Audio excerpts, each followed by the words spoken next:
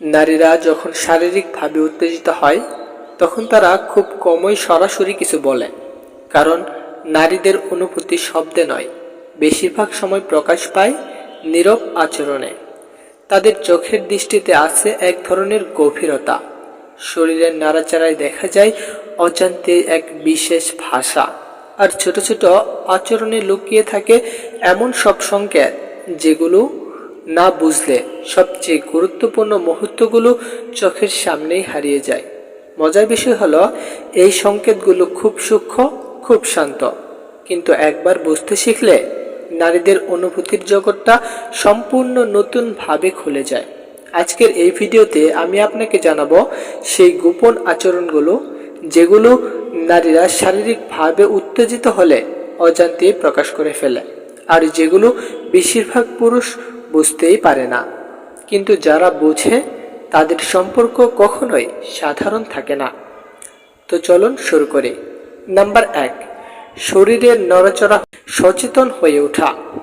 নারীরা উত্তেজিত হলে তাদের শরীর অজান্তেই বেশি সচেতন হয়ে যায়। সে সোজা হয়ে বসে, চুল ঠিক করে, হাত পা অপ্রয়োজনীয়ভাবে নাড়াচড়া করে।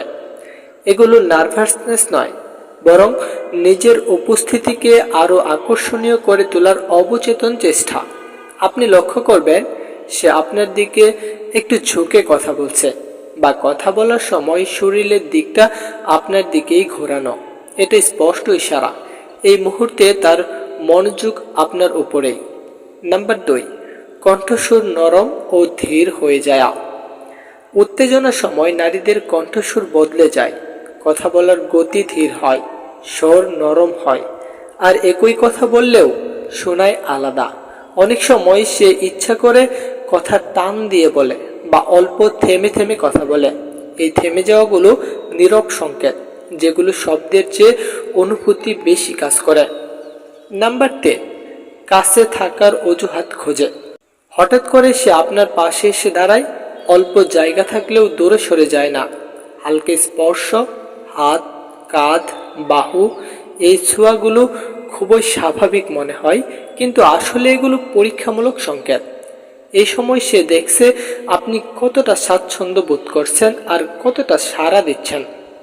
নাম্বার 4, ব্যক্তিগত অনুভূতির শেয়ার বাড়ে।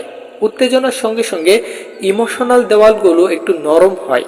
সে হঠাৎ নিজের একাকিত্ব, চাপ বা এমন কথা শেয়ার করে যা সে সাধারণত কাউকেই বলেন না, কারণ এই মুহূর্তে তার ভেতরে তৈরি হয় এক বিশ্বাস প্লাস টান। সেখানে সে শুধু শোনা নয়, বোঝাও চায়। নাম্বার 5, নিঃশ্বাস ও মুখের অভিব্যক্তি বদলে যায়। নারীরা উত্তেজিত হলে তাদের শ্বাস নেওয়ার ধরন বদলে যায়।